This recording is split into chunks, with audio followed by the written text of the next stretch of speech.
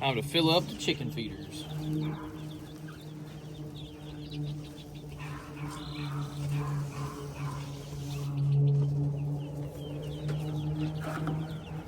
Check out our chickens this morning.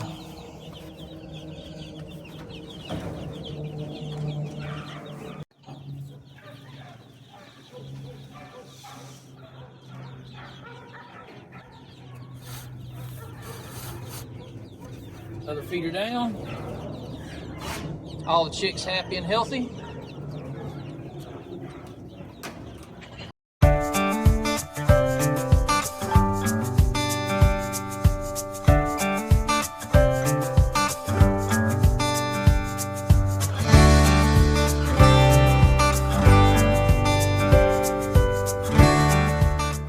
Okay, everybody, we got our chickens fed this morning, and we got, well, technically we've already been doing a few things this morning.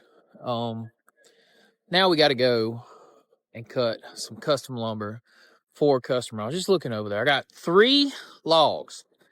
So, kind of taking it back to the simplest form of what we do here. Logs get dropped off, logs get turned into lumber, logs get sent back to be build projects with. So, we're doing the most simple thing, and that is turning logs to lumber today from a customer's logs. Let's go pick them up. Let's turn them into lumber. Also, side note, while I'm thinking about it, we have no control over the quality of a log that's brought to us. It's just kind of an inward thought I'm having right now. So the lumber that comes out of that, I can only put a sharp blade on and make it as straight and true as I can. But what's inside is what's inside.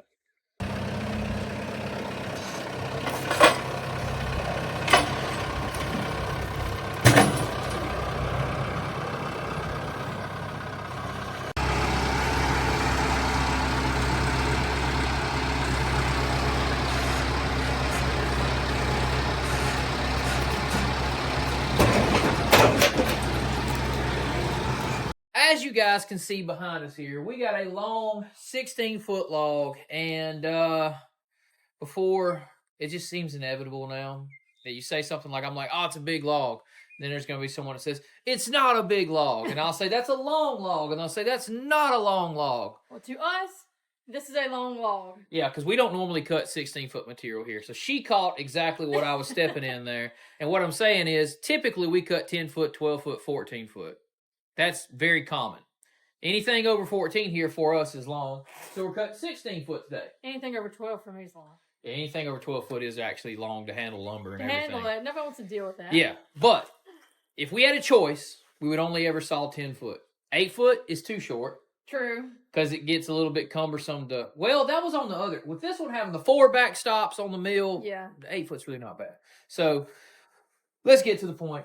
We got a long log. I need to turn this log into 2 by 8s, nominal. So we're going to go 1.5 inches, 7.5. That's what the customer wanted. That's what I'm going to do today. So let's make it happen. Hopefully, we need at least 12 for his project from this log. It looks big enough to make 12. Let's try.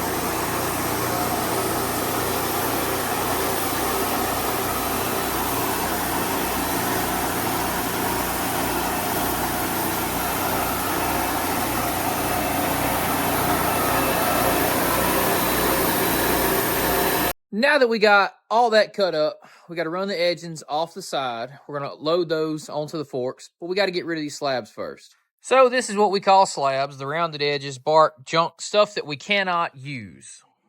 A really popular question here on our channel is, what do we do with our slabs? Well, not really a big market for them here. We don't have a long, cold winter. Not a lot of firewood burning around here. So we pretty much have to give them away. That's about the only way to get rid of them, is to give them away. And we do have several customers that get them. People use them for outdoor fires and all kind of stuff, because we mainly have pine, which is not good for your chimney, at least from what we're told. We're not super experienced in that regard, nor do we want to be, because that's cold. I'd rather be more warm.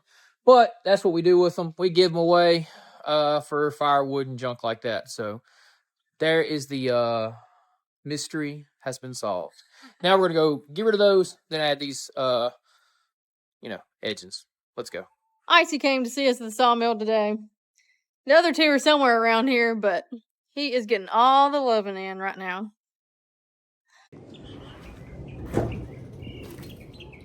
Sawed out pretty smooth. Yeah.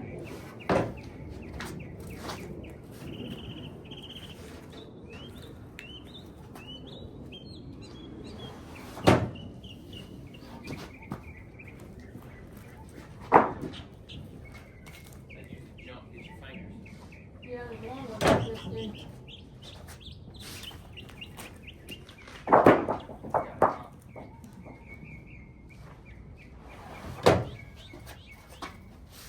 Makes you miss the guy loading it.